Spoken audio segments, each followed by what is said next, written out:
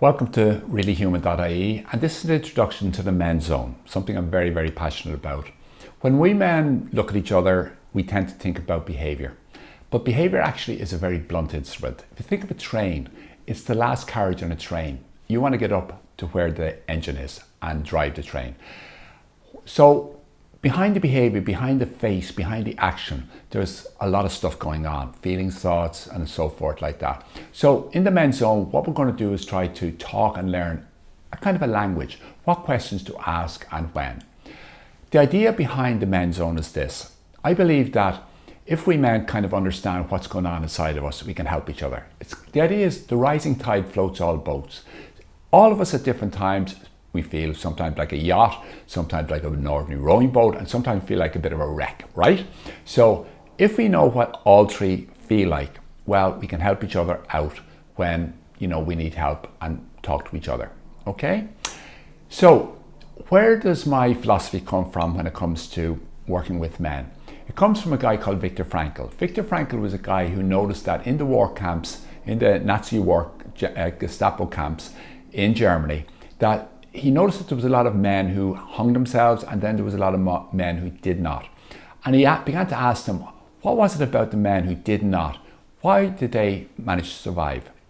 And he came up with this idea that the man who has a why to live can endure anyhow, no matter how difficult the suffering. And if a man, for example, had a violin career to pursue, or a child that he felt would survive after the war, that was enough to keep that man alive that morning. Okay, and that's the way some of us survive. What is there about this morning, a why to get up for? Okay, I'll be talking about 4 different areas that I look at. Identity. When we look in the mirror, what do we see? Really, what do we see? And then the masks we wear. All of us wear masks. Most of them are good. But then there are masks that are kind of outdated, that we use, but we say, that's not the real me anymore when I look at people. Okay, we need to look at that. Motivation. Motivation is a tricky one. There's stuff out there we know we need to do, we'd love to do, but something inside of us, nah, we don't want to do it. There's a kind of a dance between what we should be doing and what's going on inside. So we're going to learn about that kind of dance. A third one is support network. This is really important.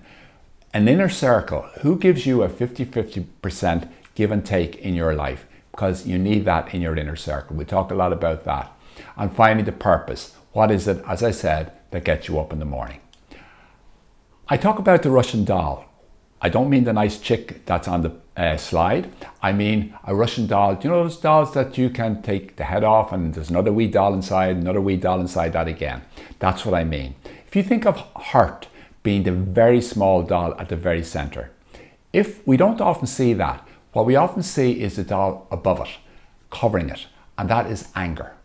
Sometimes you don't even see the anger. We see another doll covering that again, and that's depression. So what we're going to do is we're going to look at those 3 areas and see what we can learn about them and how we can help each other manage them.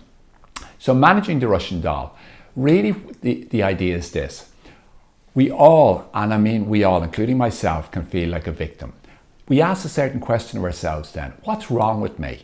Okay, now listen to the change. If you want to become a survivor, you change the question. From what's wrong with me, you ask, what's happened to me? So it's outside of yourself suddenly, and suddenly you feel a little bit more able to manage whatever it is that is bothering you.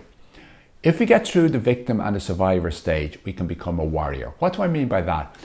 When we can help each other, we kind of become like an ambassador of healing. In other words, because I know about depression, when I meet a man with depression, we can talk about it. He knows I know the territory, and that's really important. So if I talk about telling tales of battle around the campfire, we all love to do this, we men. Just a nice campfire telling tales. That's what it's all about. So welcome to the Men's Zone. We're going to have fun. Thank you.